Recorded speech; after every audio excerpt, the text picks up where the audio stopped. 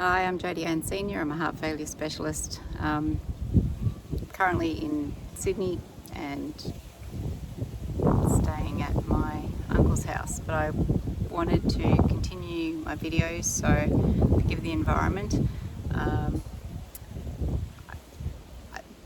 One of the most important things I want to talk about today is what you can do to actually optimize your heart failure management and critically alter your potential for maximizing your quality of life and possibly even completely shifting your survival curve and getting the very best chances of actually not just surviving but actually thriving and being able to do all the things that you want to do, whether it's travel with your family, whether it's working, whether it's contributing in some way to your community. But the whole point of life is to actually be able to live it and not just survive it. And we understand that taking the medications is a vital part of that. The devices we've talked about are potentially life-saving, potentially life-altering. These are all part of how you manage your heart failure, but these are things that primarily your doctor will guide you to do. What I want to tell you here is probably the most fundamental and important thing that you can do to alter the capacity you have to do things, to enjoy your quality of life and to be able to do more. So, what am I talking about here? Well, the heart failure symptoms we talked about earlier were those of breathlessness and fatigue, not being able to do normal activities of daily living without really struggling. If you actually are dealing with fluid retention, then so many other things alter with that. What gets worse is that those symptoms of breathing. If you are retaining water, then you might swell up in your legs and ankles, feet, maybe your belly, maybe your hands, maybe your fingers are puffy, your face could even be puffy, you could have swelling through your eyelids. It depends really. But that retention of fluid is literally bogging you down. It's like, when your lungs also filled up with water, then you can't breathe. You struggle to get that air in. You struggle with every breath. You might experience waking up short of breath at night, or worse than that, you might not be able to lie flat. You have to prop yourself up on pillows. Everything's difficult. You might even be frightened of going to sleep at night because you might slip down off the pillows. And I even know patients who've actually had to sit themselves up in a chair because they can't manage to sleep in bed because they can't breathe, and it's just terrifying for them. I think it's got to be one of the most awful experiences encountered in terms of what heart failure patients have to go through. And so what I want to tell you is, if you're experiencing that water retention, that fluid being retained in the body, then there is something that you can do about that. We are talking about how to get the fluid balance right in your body, and it's a bit akin to think of it like, in terms of your lungs, for example, think of it like a sponge. If you got a sponge and it's like so dried out, it's like crispy and hard, it is going to break or crumble at the slightest touch. If it's soaked up water and it's now soaked up too much water and it's holding so much water that's just kind of sitting out on the table, then it can't possibly take in any more and it can't do its job properly. This is kind of like your lungs. They can't do their job because they're bogged down with water. They need a certain amount of fluid in the membrane surface to be able to do oxygen transfer and or gas transfer but they don't need like tons. And if there's this excess water, then your lungs are kind of getting soggy, weighed down, and they can't do the gas transfer. And so no wonder you would feel short of breath if that's the case. And so how we know what's happening there? Well, probably the simplest things to get your head around are a couple of concepts. One is water weight. Water is equivalent to a certain amount of weight. So, for example, 1 kilogram in weight is equivalent to 1 litre of water.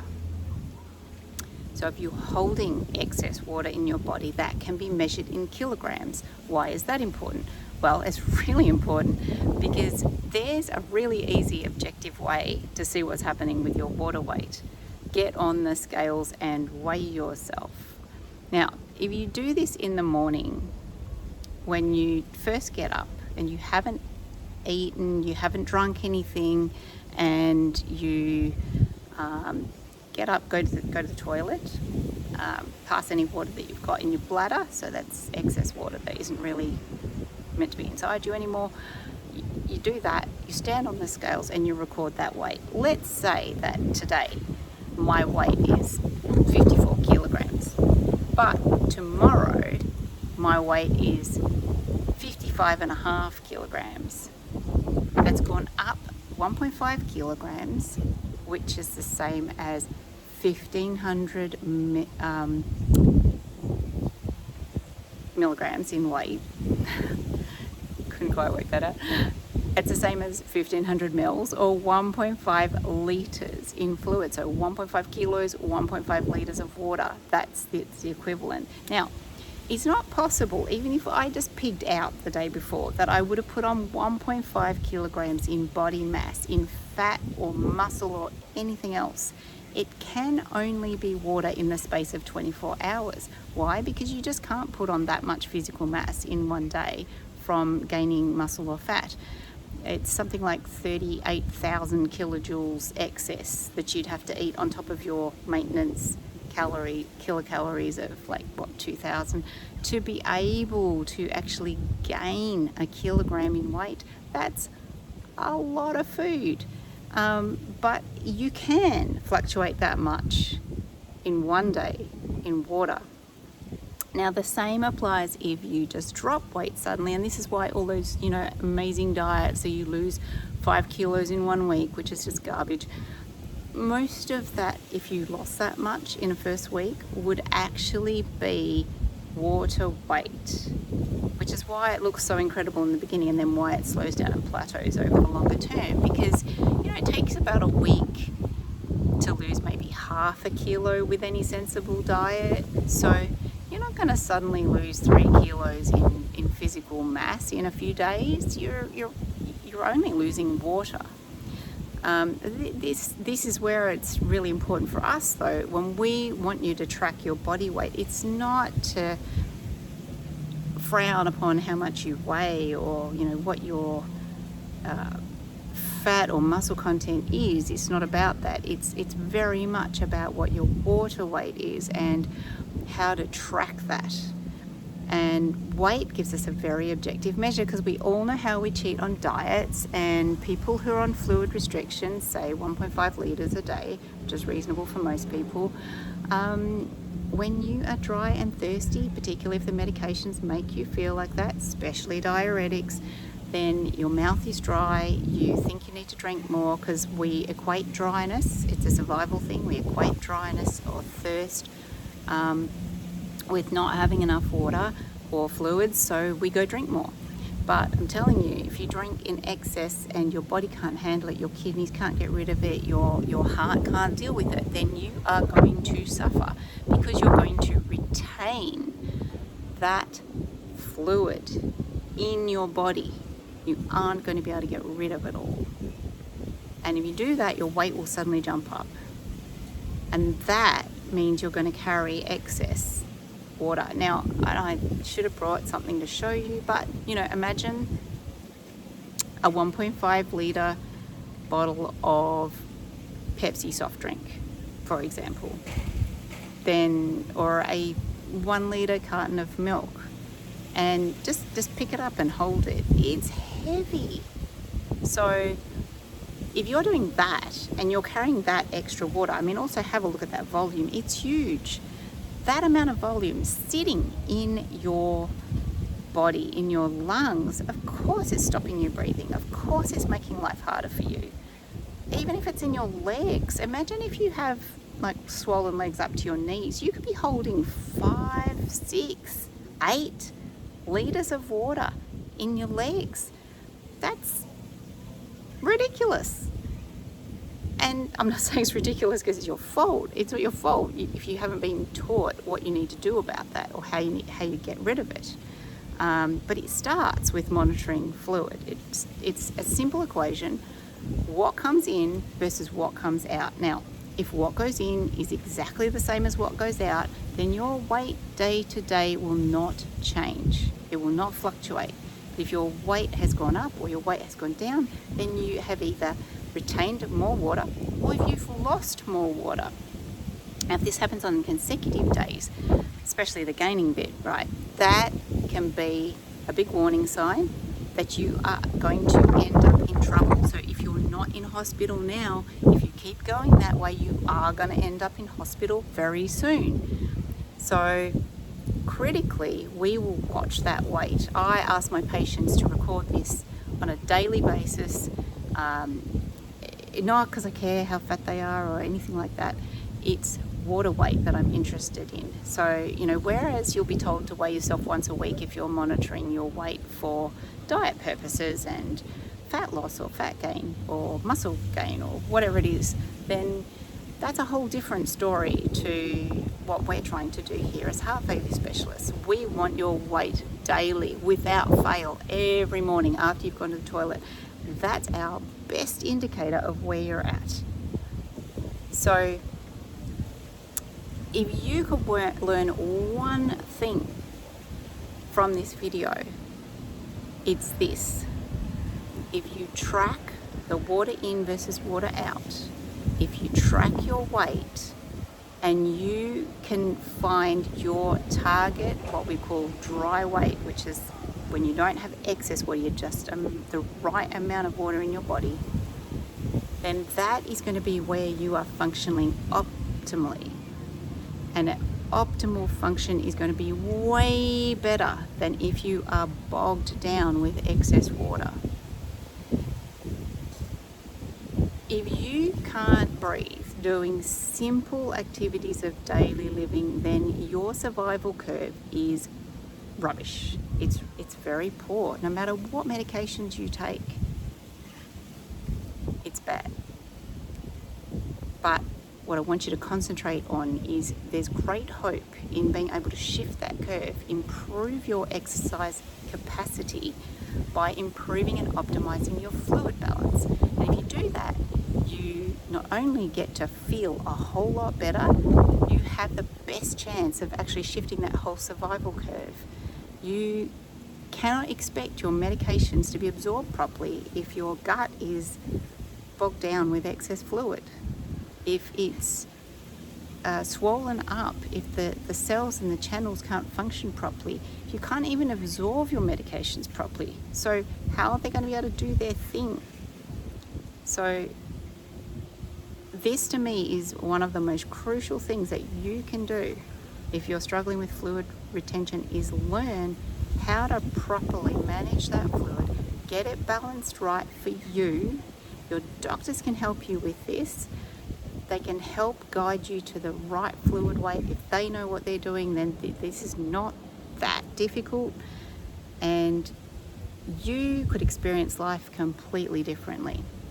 If you don't know what that weight is, try and think about what weight you were before you got into trouble with heart failure. That will give you a guide. Or if you know you've been steady for a whole lot of time, and suddenly you just jumped up with no obvious cause, and this is when you were sick with heart failure and you end up in hospital and you couldn't breathe, whatever, that weight before it kind of ramped up is probably your dry weight. So, if normally you sat around 87, 87, 87, 87, 87, and bam, in a week you went up 3 kilos and you're now at 90 or 91, your dry weight is the 87. So it can be worked out, and sometimes it just has to be fine-tuned once you get around about to where you think it is. And again, your medical specialist can help you reach this. If you are only passing, say, a litre a day of urine, you're only expelling that amount of water, then if you drink 1.5 litres in every day, you're going to gain 1/2 litre of water, 1/2 kilo of weight every day. You can't keep doing that. You'll get very sick. So, in that situation, you either have to cut what comes in, or we give you diuretics to help you pass it out. But this is the key. This is the key. If you're already up here, work out with your doctors how to get you down here in terms of your weight, back to normal fluid weight, and then work out how to maintain it. Now, if you already experienced this, if you've been in hospital and you were fluid retaining and they gave you a bunch of diuretics and you passed out all this water and you dropped all this weight and now you feel a whole lot better, and then 3 weeks later after hospital you got back to where you started, then guess what? They didn't teach you how to maintain it. That's not your fault. That's probably their fault. You need to be taught how to maintain that dry weight once you achieve it, and that's entirely possible. In fact, most of my patients, this is the key thing that I spend a lot of time educating them about and teaching them, and when we get that right, their lives are entirely different. They stop bouncing in and out of hospital, they stop being sick, they're able to enjoy more of their lives and get back to the things that they want to. So I encourage you all to learn this. It's a really key thing to understand, and it makes every difference to your survival. So please learn that. If you don't know what I'm talking about, even after all of this, then I encourage you to keep following the channel and we'll break it down a bit more. I have books and workbooks on this as well, so if you're interested in any of those, reach out. But your doctors can teach you this. So if you haven't learnt it so far and this describes your problem, then you must change this. Otherwise your path is not going to be a good one. It probably isn't already if that's what you're experiencing. But don't give up hope. That can utterly be changed. And my heart failure patients, by and large, once they know this, they stay out of hospital, they stay well, they're not bouncing in and out all the time, and their survival's altered by that. Their quality of life is altered, and it's, I've got to say, one of the most exciting things to watch happen is that penny drops. They get it, they do it, and they get better. So, my hope is that I get to reach a lot of you I never would have been able to reach, to just give you that piece of information that could change everything for you. It might seem like a small thing, but it's really key, and it's actually quite fundamental information. It's not difficult to understand. I won't say it's the easiest thing to implement, especially if you are trying to manage dryness of the mouth and thirst, which we can talk about as well. But once you get your head around it, it makes every difference. So I would urge you, if you're in that situation, please talk to your doctors. Please get that piece right. It just cannot stress how important that bit is. And if you don't get that bit right, nothing else is going to work. So please get your head around that, if nothing else. Once you get your head head around that and you're well, you can then start doing more exercise and feel better and stronger and shift the needle there as well. But this is where you might have to start. So I hope if you haven't heard this yet, first time you're hearing this information, that you'll perhaps listen to this a few times so you can get it and understand what you have to do for yourself.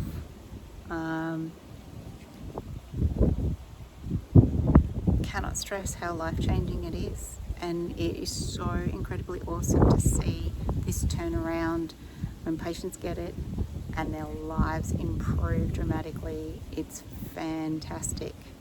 Best gift. So if you haven't subscribed yet, please subscribe. This helps get this information out there to more people, and I really want to reach a lot of people, especially who don't have the support, who don't have the doctors, who don't have the information. I would really value being able to help people help themselves. All right, I'll see you in the next video.